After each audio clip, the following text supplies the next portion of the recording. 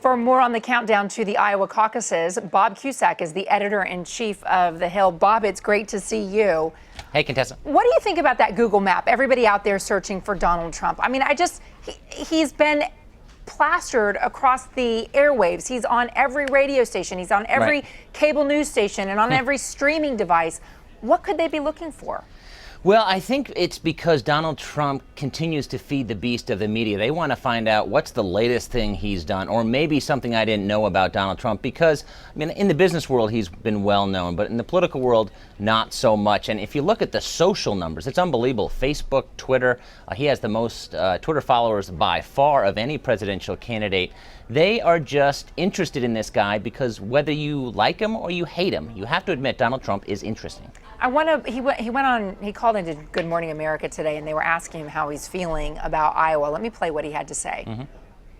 Well, you have to be a little bit nervous, and, you know, I like to win, and I want to win for the country. I don't want to win for myself, and this is actually my first election night. I've gone through many election nights, but it was always for somebody else, George. This is a little bit different for me.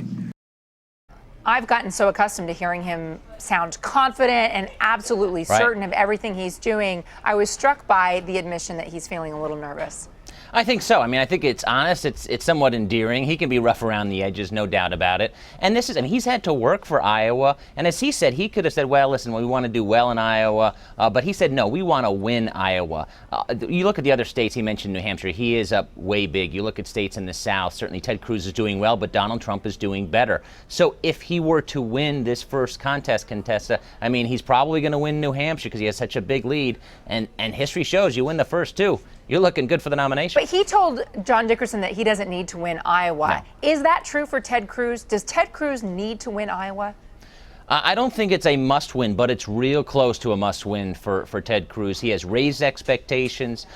He is revered by the fiscal and social conservatives. He didn't do very well, in my opinion, in the last debate when Donald Trump skipped it. He could have, really stepped up to the plate and hit a home run. He did not. So he's had a bit of a rough week. But he is well organized in the South. He's got a lot of money. He's got a lot of conservative backers. But if he were to finish second, it would be a very disappointing second. And one last thing, watch out for Marco Rubio. He has had a good week. And if he finishes a strong third, that's pretty good springboard. But he's got to win some states down the road, and he's not winning any states. He's also managed expectations, too, and he's not said that he's hoping for anything beyond third. You've just heard him saying that he wants to get as many votes out there as possible and talking about what a great organizational campaign Ted Cruz has, which raises the expectations for then Ted Cruz. Let's switch our focus to the Democratic side here. Bernie Sanders, Quinnipiac comes out and says he tops Clinton 62% to 35% among those who have never voted in a Democratic caucus before, but say that they're likely to vote in this one. That's a huge number. How much is riding on Iowa for Bernie Sanders? Contessa, I think it's a must-win for Bernie Sanders. He's doing very well in New Hampshire, but that's a neighboring state to his home state of Vermont. So that would be, that's his home turf. And remember, Hillary Clinton finished third in Iowa in 2008. So if Bernie Sanders, with all that enthusiasm, all this crowd size, isn't able to beat Hillary Clinton in a state that Hillary Clinton and the Clintons have had trouble in, well, then I think it's just going to be a matter of whether the FBI comes up with anything. She's probably going to win the nomination. Now, I still think Hillary Clinton could win the nomination if she loses Iowa and New Hampshire, but then it's panic time in the Democratic Party. And she's also doing her best to sort of soften the expectation here, just in case. Here's what she had to say this morning on CBS This Morning. You know, I have a long agenda because I think that's what voters expect. I want them to know what I will do as president, and I want them to hold me accountable. So I'm going to keep talking about what voters talk to me about, and I don't want to overpromise. I would rather, just lay it out there and deliver, which is what I've done throughout my career.